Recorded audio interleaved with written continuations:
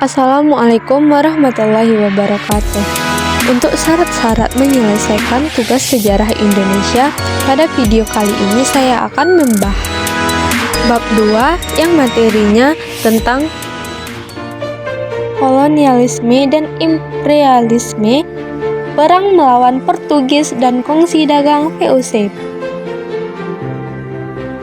Materi pembahasan kecilnya yang pertama adalah Aceh melawan Portugis, Maluku melawan Portugis dan VOC, Sultan Agung melawan VOC, Banten melawan VOC, Goa melawan VOC, Riau melawan VOC, dan yang terakhir adalah Pangeran Mangkubumi dan Mas Said melawan VOC.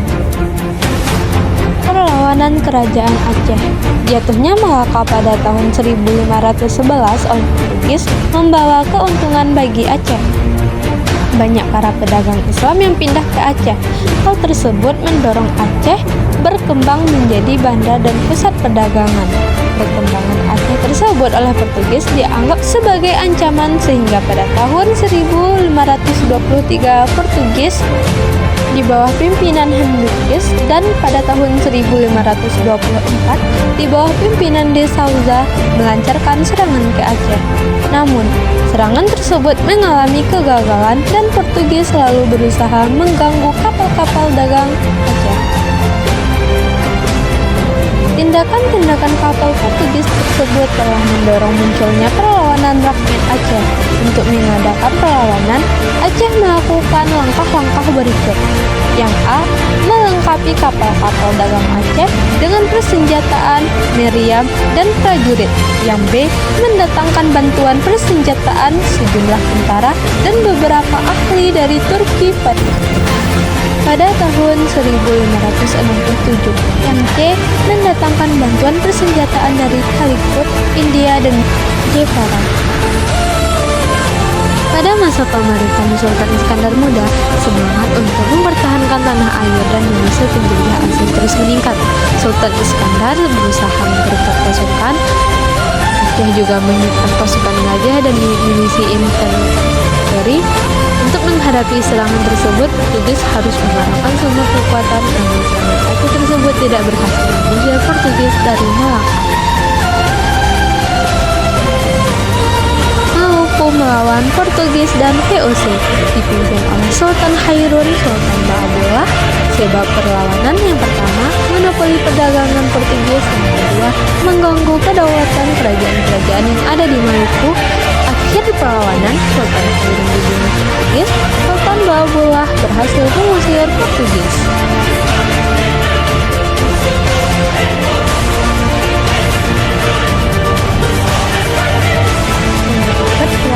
Maluku melawan Portugis dan VOC. Pada tahun 1680, VOC memaksa perjanjian baru dengan Tidore.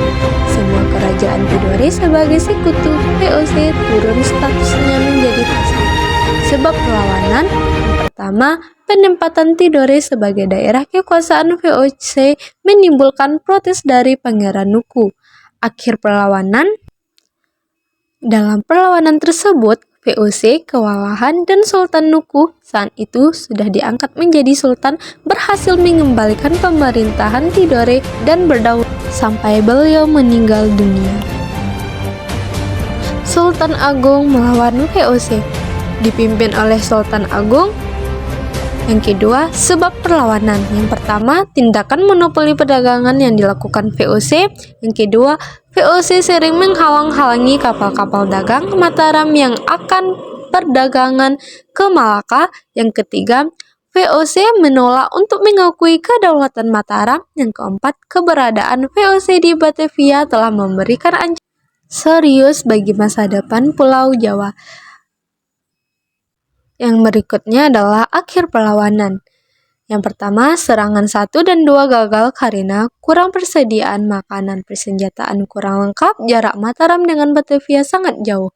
Yang kedua, semangat dan cita-cita Sultan Agung dalam melawan dominasi asing di Nusantara terus bertanam. Banten melawan VOC. Di sini, nilai-nilai atau Poin-poin pentingnya dapat kita simpulkan. Yang pertama, dipimpin oleh Sultan Ageng Tirtayasa. Yang kedua, sebab perlawanan.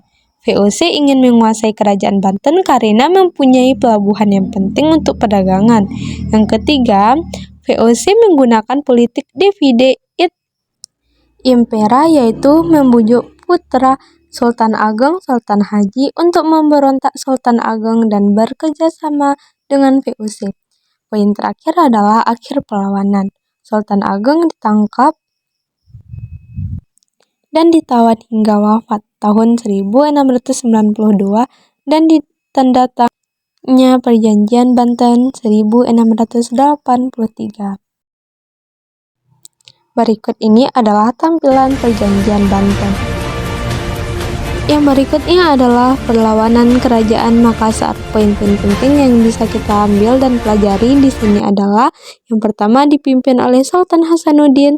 Sebab perlawanan yang pertama adalah VOC menguasai pelabuhan Sumba Opu sebagai penghubung Malaka, Jawa, Maluku. Yang kedua, VOC menuntut Kerajaan Makassar menutup pelabuhan bagi kapal asing kecuali VOC dan memberi hak monopoli dagang kepada VOC. Yang terakhir, akhir perlawanan, Sultan Hasanuddin ditangkap dan dipaksa menandatangani Perjanjian Bongaya tahun 1667. Isi Perjanjian Bongaya tersebut yang pertama adalah Goa harus mengakui hak monopoli VOC. Yang kedua adalah semua orang Barat kecuali Belanda harus meninggalkan wilayah Goa. Dan yang terakhir adalah Goa harus membayar biaya perang.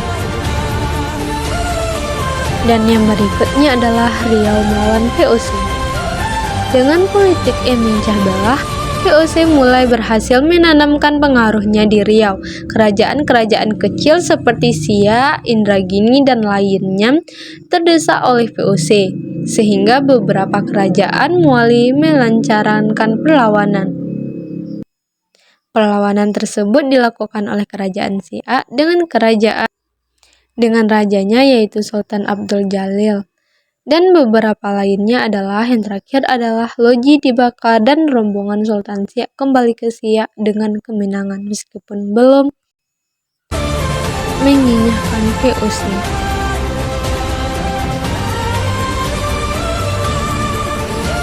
Pangeran Mangkubumi dan Mas Said melawan VOC. Latar belakang: pada saat pemerintah Pakubuwono II terjadi persahabatan dengan VOC. VOC semakin berani menekan dan melakukan intervensi terhadap pemerintahan Pakubuwono II. Wilayah kerajaan persahabatan antar VOC dan Pakubuwono II menimbulkan kekecewaan para bangsawan. Perlawanan Pangeran Mangkubumi dan Mas Said disebut juga Perang Suksesi III. Perang ini disebabkan oleh penyerahan Mataram kepada VOC. Perlawanan berlangsung dari 1949 sampai dengan 1957 dan berakhir dengan adanya Perjanjian Giyanti dan Perjanjian Salatiga. Perlawanan Pangeran Mangkubumi berakhir setelah tercapai Perjanjian Giyanti pada tanggal 13 Februari 1755. Akhir perlawanan Raden Mas Said berakhir setelah tercapai Perjanjian Salatiga pada 17 Maret 1557.